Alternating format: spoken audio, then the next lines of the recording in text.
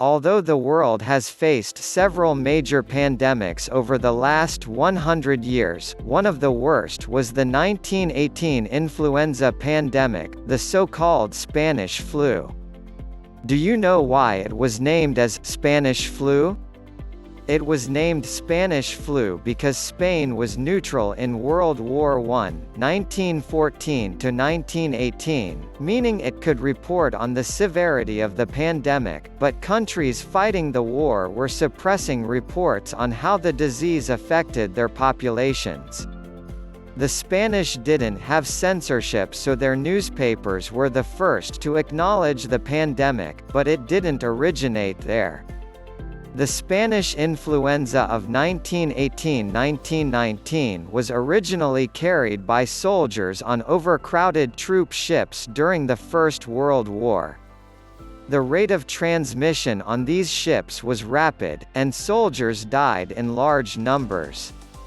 The disease spread like wildfire in overcrowded army camps and hospitals, then spread to the rest of the world after raging through Europe.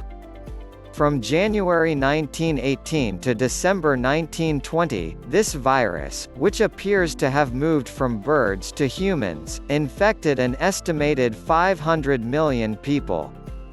This equates to 1 in 3 people on Earth. The virus killed around 675,000 people in the US alone and approximately 50 million worldwide. If you have not, please click the red subscribe button at the bottom of this video.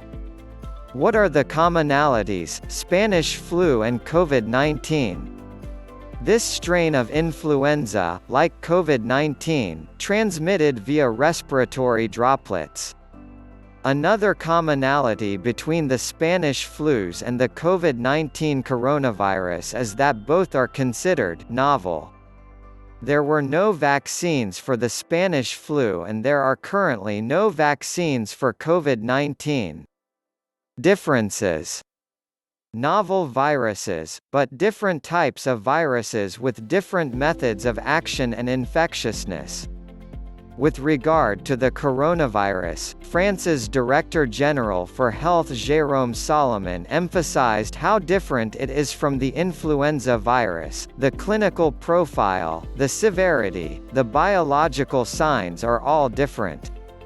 The coronavirus is also more threatening to very different age groups from those who were hit hardest by the Spanish flu. The former affects the elderly and those with pre-existing medical conditions most severely. By contrast, the latter was most deadly for young adults, a rare phenomenon that continues to intrigue epidemiologists. Different time, lessons learned. Spanish flu pandemic has many differences to today's COVID-19 pandemic. The world is currently battling a global pandemic.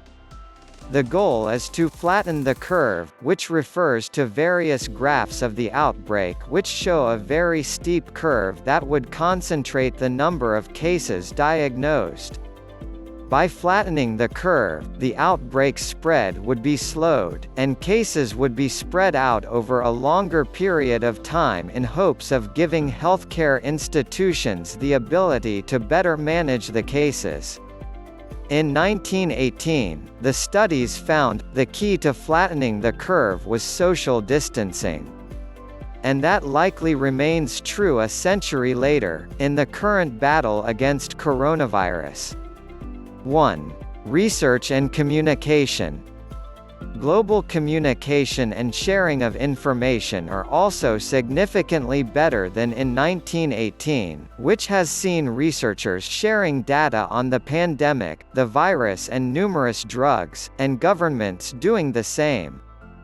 Since the beginning of this outbreak, WHO, World Health Organization, has worked with countries and areas across the region to share the latest evidence, prepare and implement national response plans. 2. Don't let up on social distancing too soon. During the Spanish flu pandemic, people stopped distancing too early, leading to a second wave of infections that was deadlier than the first, epidemiologists say. In fact, one large gathering near the end of the first wave in 1918 helped fuel the deadlier second wave. COVID-19. Public health experts, including those at the World Health Organization, have for weeks warned authorities against lifting containment measures too early, which could cause a rebound in new coronavirus cases. Several countries including China and South Korea have experienced an uptick in cases after restrictions were eased.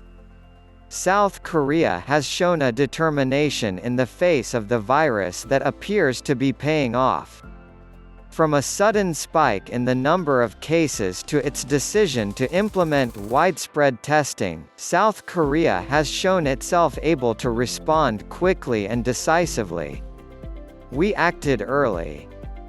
But much of it surprised us, especially how fast it moves, the foreign minister explains. However, new coronavirus cases in China and South Korea, which recently eased restrictions and reopened their economies, have sparked fears of a second wave of the outbreak. Let's not create more fear but hope. COVID-19 is our common enemy. We will go through this together. With a much more efficient monitoring system, and we're even better prepared today.